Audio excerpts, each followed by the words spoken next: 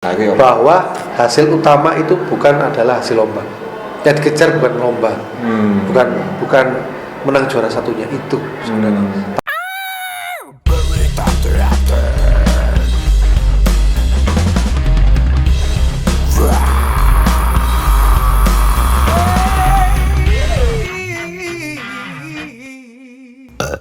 Sebenarnya apa sih yang dinilai? Apa sih yang dicari dari festival khususnya tingkat ini SMP ya?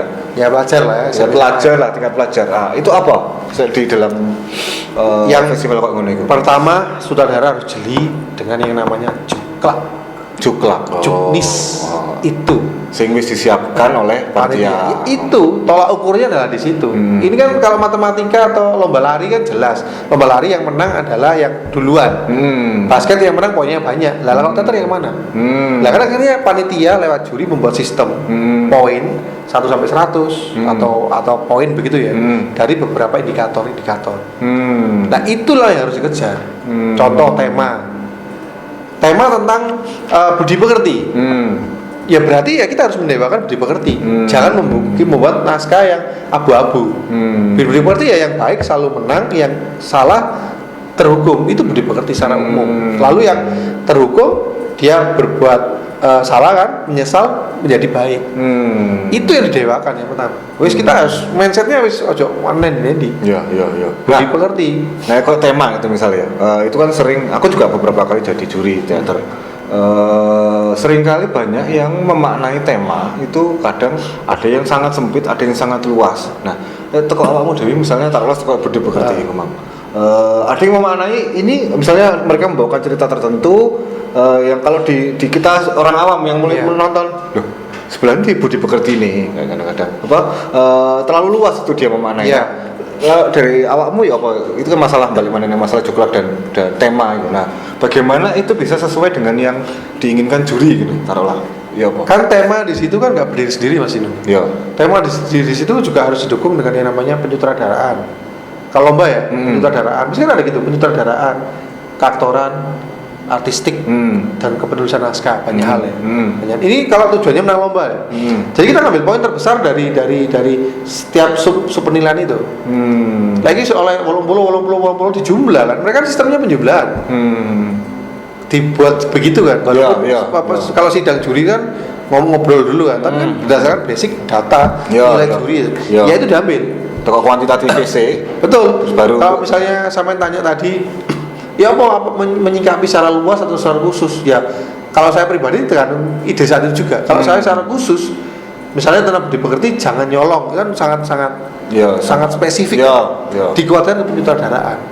Bagaimana nyolong itu terkesan menarik, terkesan nggak sekedar aku nyolong ketangkep ya enggak, kan harus ada semacam trik-triknya.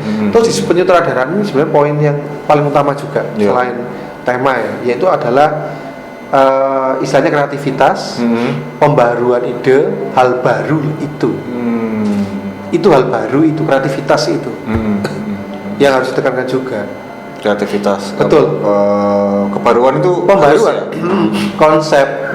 Lalu bagaimana teknik ya istilahnya penyutradaraan lah, hal-hal tentang penyutradaraan itu yang baru itu. Yang akhirnya di situ yang membuat style sutradara akhirnya muncul. Saya punya style akhirnya. Gitu. Kedua adalah keaktoran. Keaktoran ini kayak apa itu? Kalau sudah lomba, sutradara sudah butuh kan. Saya bergerak adalah aktor. Aktor ini sutradara harus pandai-pandai memilih casting yang pas untuk pelajar. Itu. Jadi berdasarkan casting pemilihan karakter untuk anak-anak itu yang harus pas betul. Itu ya apa cara memilih? Saya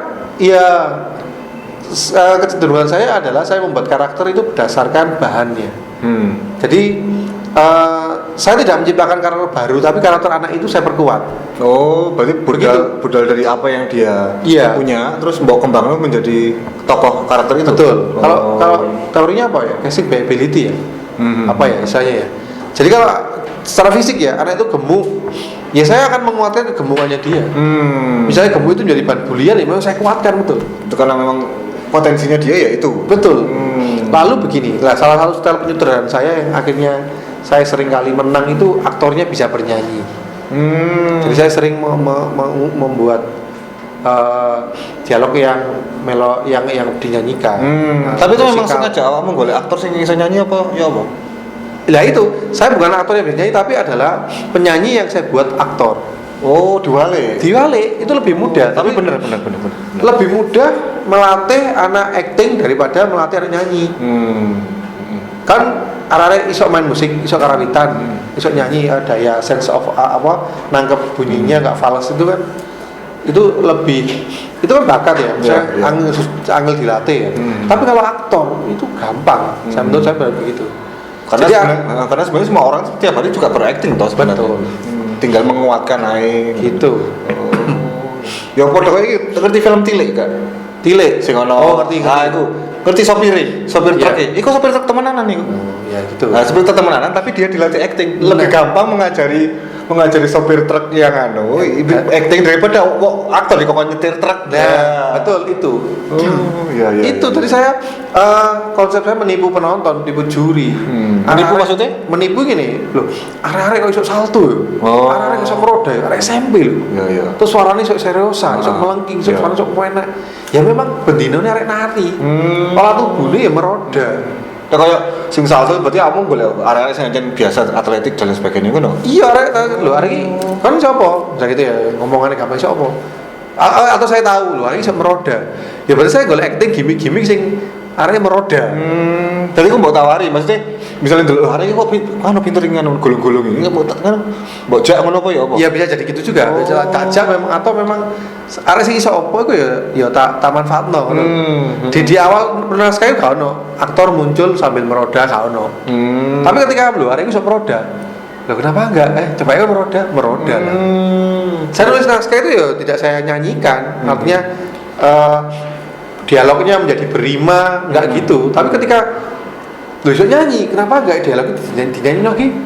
Akhirnya dirubah lah menjadi rimanya kan karena rimanya enggak enak. Akhirnya berima. Akhirnya begitu. Nah itu resep yang selalu saya gunakan. Nah ini selalu gitu. Selalu dan orang lain itu ketika mau meniru gitu ya, tahu nggak sih sebenarnya kiat sebenarnya itu sebenarnya ke situ. Nah ini deh, salah satu yang aku salut dan takjub sama Bayu dari dulu adalah dia selalu jeli melihat potensi anak. Itu nggak kayak aku ya, aku juga pernah nyutradari tapi bagiku ya aku selalu menganggap semua itu dari kosong terus aku menciptakan dari baru. Tapi Bayu enggak, dia selalu melihat potensi, melihat ada anak yang memang bisa seperti itu, diarahkan kepada teater. Nah itu menarik itu. Nah selain itu Mang Juklak keaktoran apa meneh? Artistik. Nah, artistik penting. Lomba itu kan dari kita mengusung dari kita tempat latihan, terus kita ke tempat asing, ya kan? Ke tempat asing, misalnya latihannya di aula, mereka lombanya di mana? Aula. Latihan di aula, lombanya di kota lain, gitu. Ya kita nggak tahu kondisi dan segala macamnya. Nah, berarti kita harus membawa seperangkat artistik itu yang istilahnya fleksibel. Saya yang membuat para aktor memang terkondisi dengan situasi artistik seperti itu. Seperti itu, fleksibel. Jadi secara artistik itu mulai pertama aktor sudah terbiasa nggak ikut. Iya. Jadi ojo mendatangkan artistik, sing itu baru ada ketika mau lomba, atau bahkan ketika saat lomba. Itu secara fungsional ya. Nah, secara artistiknya dulu pernah saya 2008 itu lomba bawa pohon palem, pohon palem. Bawa bangku taman temenan. Itu nggak fleksibel. Iya. Nah akhirnya ya membuatlah sebuah sistem artistik yang imajinatif, yang istilahnya bisa digunakan untuk banyak hal, gitu. Yang memudahkan lah. Kita lomba itu jangan ribet sama artistik, tapi artistik itu bagaimana menjadi satu keunggulan, keunikan yang nggak ribet lah, gitu lah. Tapi berarti di sisi lain memang bagimu menyiapkan artistik itu memang harus sedini mungkin ya. Betul. Biar itu aktor akrab. Betul, satu paket dengan penyutradaraan. Karena itu ada hal baru tuh. Iya. Hal kebaruan seperti semacam konsep saya yang sudah banyak beredar dan sudah mungkin banyak menjadi inspirasi kawan-kawan itu adalah beroda. Oh iya. Roda. Kotak-kotak beroda itu. Rudoe. Ya. terus kayak bukan kayak apa ya, level yang bisa dijadikan berbagai macam fungsi. Kayak begitu sel-sel seperti itu. Ini dibuat jadi kursi, ini bisa jadi mobil, ini bisa semacam itu. Itu akhirnya kembali lagi ke style penyutradaraan. Tapi itu memang penting ya, bagaimana mengakrabkan aktor dengan artis sedini mungkin. Mereka harus paham betul bagaimana HP ini setiap HP punya kondisi beda-beda. Lah bagaimana ketika dia aktor, HP-nya ya itu aja. Artinya dia punya kostum. Oke. Benar. Kostum itu misalnya pemeran ratu gitu kan pasti ribet ratu. Itu dihadirkan mulai dari awal. Kalau semisal belum ada, ya setidaknya semirip mungkin lah dengan kostum bobot dan sebagainya. Bobot warna segala macamnya. Benar. Gitu. Itu kiat-kiatnya kalau ingin menang lomba adalah mendewakan juklak. Pokoknya memang kayak ya istilahnya juklak lah seperti tantangan ya mau nggak mau ya situ mau nggak mau mau menang ya kudu nuruti tantangan ini. Betul. Ojo gawe dhewe kepraturan dhewe ngono ya. Durasi lalu bagaimana satu lagi yang non teknis itu selera juri. Nah ini apa kan juri beda-beda. Kalau kita tahu di tingkat Jawa Timur, kita kan survei dulu takok ketika TM jurinya sopo. Juri sing basicnya adalah tata tradisi. Iya, kita jangan buat tradisi lah iso. Kalau bisa, kita buat tradisi malah dibikin counter. Apa gitu loh. Lah tradisi lah misalnya jula-juli gitu ya. Malah lagi kita buat hidup jula-juli. Terus jula-juli salah, arek ada jula-juli ya. Jula-juli apa ini? Kayak punya segoro ya. Lah itu. Malah ngono ya malah. Bener. Kudu malah iki maksudnya juri iki senengane eksperimental kan wae. Digawe eksperimental kok malah ngono ya. Dia akan menilai dari kacamata eksperimental malah. Malah kudu kita menuruti juri niku senengane apa dan kita nuruti itu kekeliruannya menurut saya. Itu kekeliruannya ke situ. Aku kadang sering mikir seperti itu karena keliru itu malah.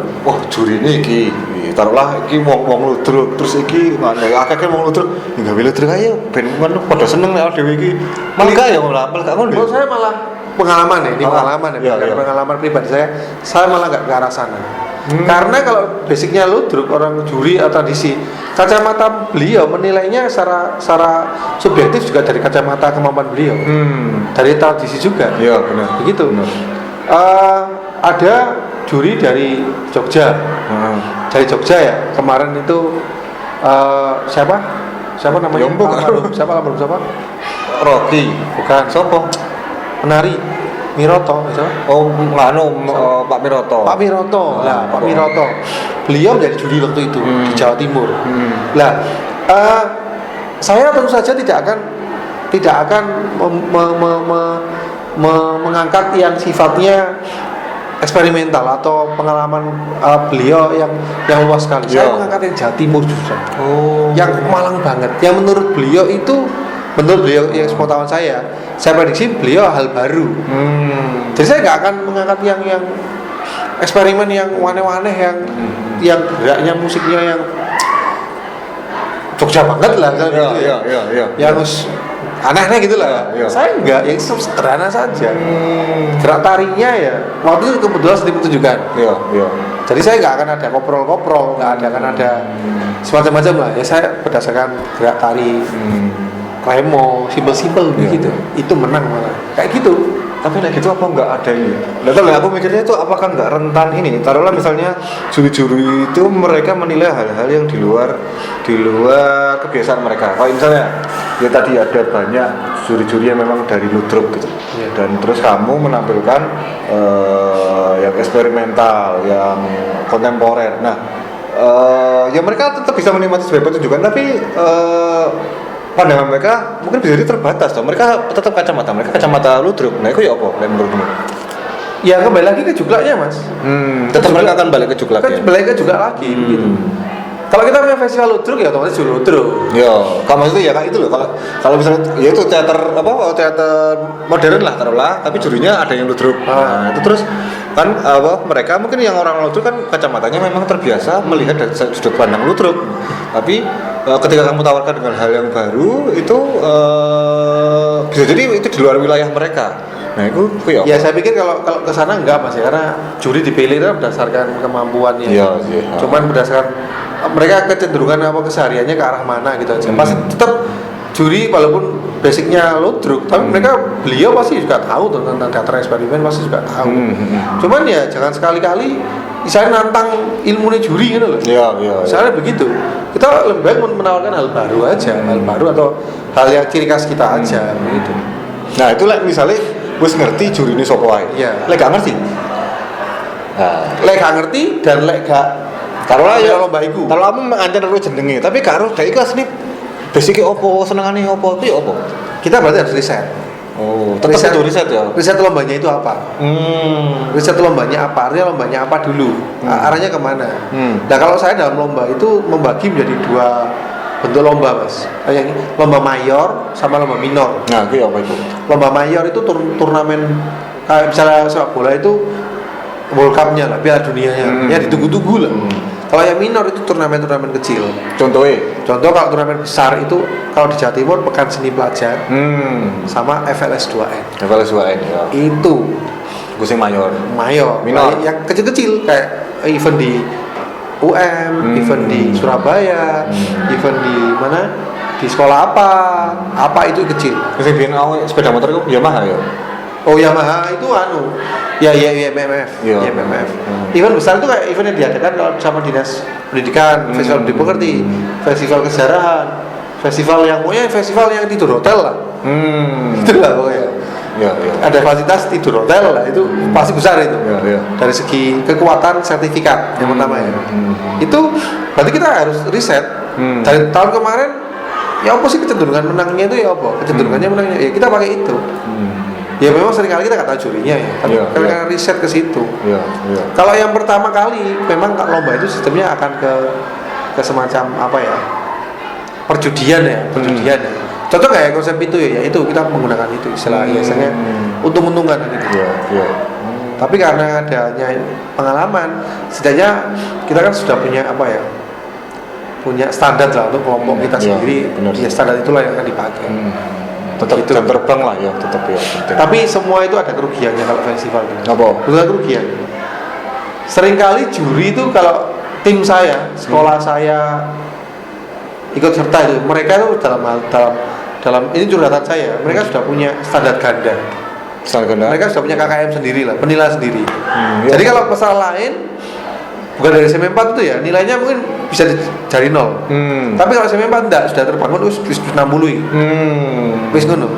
Jadi penilaian mereka 60, mereka nilai saya 65 dengan nilai mereka pasal lain 40 lebih bagus yang 40 daripada 65 karena saya berangkat dari 60. Paham maksudnya Mas? Iya. Jadi sudah punya SM4 pasti wis delok enggak objektif gitu loh. Sudah ini ya duwe ekspektasi enggak? Ekspektasi. Nah itu sih enggak enak. Iya sih benar. Sing sangat menyakitkan di Kota Malang. Iya. Saya sampai begini Mas. Lek Kapin menang terus. Ya dadekno aku juri ya ngono. Ya. Akhirnya ada sentimen pribadi di sentimen negatif itu SMP 4 kok menang terus sih. Nah, itu. Soalnya cekel bayu. Apa? Iya karena SMP 4 menang terus. Makanya lomba sih SMP 4. Memang bener ya. 91% kemenangan. Iya. Dari 10 lomba 9 kali menang. Kan begitu, Pak? Iya. Itu yang membuat terkadang lomba itu dari tahun ke tahun untuk saya ini semakin beban ya. Beban enggak sih? Beban ya. Karena ya menjaga itu kan, tapi bebannya itu tidak saya lempar ke anak-anak. Karena anak-anak baru pertama.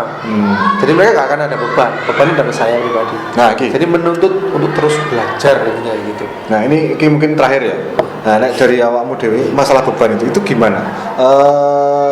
Istilah ini bagaimana awakmu memanage awak dewi untuk menyikapi beban itu agar bisa terus berproduksi dengan tanpa beban lah kasarannya. Nah, bahwa hasil utama itu bukan adalah hasil lomba. Yang dikejar bukan lomba, bukan menang juara satunya itu sebenarnya. Tapi apa? Karyanya keren, tampilnya bagus, tampilnya memukau penonton itu. Bagimu itu cukup lah. Saya lebih sering mungkin di persentase ya lebih sering tampil memukau daripada menang. beberapa kali tuh, terutama di tingkat provinsi itu ya, tampil memukau tapi nggak menang. Itu nggak masalah. Oh itu.